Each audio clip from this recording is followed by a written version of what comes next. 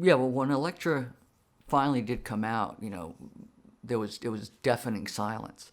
And what we realized was, when Frank and I would talk about it, and we were like, well, I guess, you know, we went off the rails there. It's like we bit off more than we could chew, but we were still proud of it.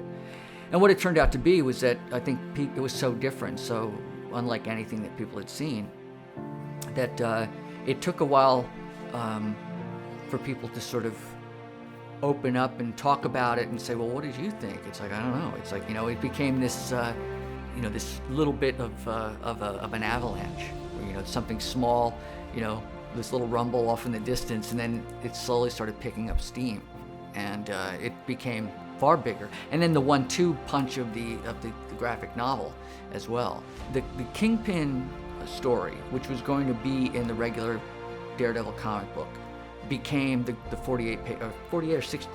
64 pages, I think, graphic novel. And that was going to be, since Frank and I had started on that was sort of that was going to be the big project.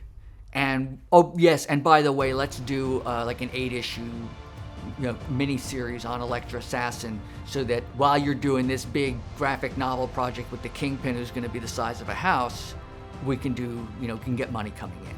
And I was like, oh, great, that's perfect. So, but I want to paint both of them. It was like, there was not one that was like the big thing. I was gonna like needlessly complicate the entire process by like wanting to do everything.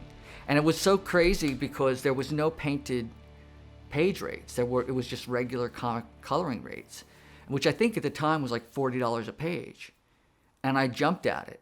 So I did all those painted interiors with, for like rates that were, the same rates that people would get when they would like code the regular four color comics for the newsprint, be like Y2B3K, or whatever. It's like, but I just was so determined to paint this series and to see what was possible, and use, sewing thread and cutting things out and doilies, and it became this obsession. Oh, it was absolutely fun, but it was the definition of not knowing, what you had, because it was like I had these experiences as I was working throughout my life, where certain weird things would happen, where I would do pieces that felt like I can see the fact that I did them. And then there were pieces that I would do where I would finish it up and I go, that doesn't look like me. And not that it looked like anybody else. It was like, but obviously it was me because I did it, but at the same time it was its own thing. It was its own entity.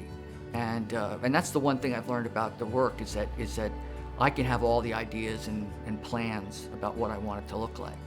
But when I'm actually in that moment and the work is telling me what it wants to be. I mean, that kind of sounds like probably a new agey kind of approach, but the idea of I'll be thinking of doing something in color, and then the work will just sort of be screaming black and white. So I've learned to, I've had plenty of arguments with the work, and I always end up losing. It's like, because the work knows what it wants to be, and so I've gotten to the point of trusting that.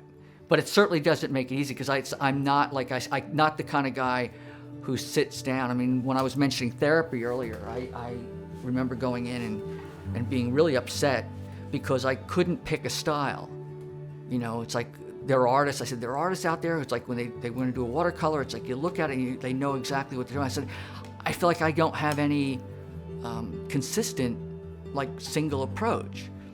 And he actually said to me, he said, like, maybe you can stop looking at his limitation and look at it as versatility. And when he said that, it was like, like a switch went off for me. It was, rather than sort of what I was lacking, and I think for anybody who's into doing art or any kind of career, is that trying to like fit in or be familiar or decide a certain way to do things, is that there's a line of creators and people doing something, and say you're at the end of the line, depending on however long you define the line. But if you turn around, you're the first person going in another direction. So that was the big thing for me, was like, okay, I'm gonna go in my own direction. and stop looking at it as a negative, that I don't have any particular style, because it's, on one level, maybe subconsciously or subliminally, it's making some kind of sense, and the response, it's people loved it or hated it, but the one thing that I found was undeniable was that it there was no apathy. Like, the opposite of love isn't hate. It's like, I don't give a shit. Do what you want.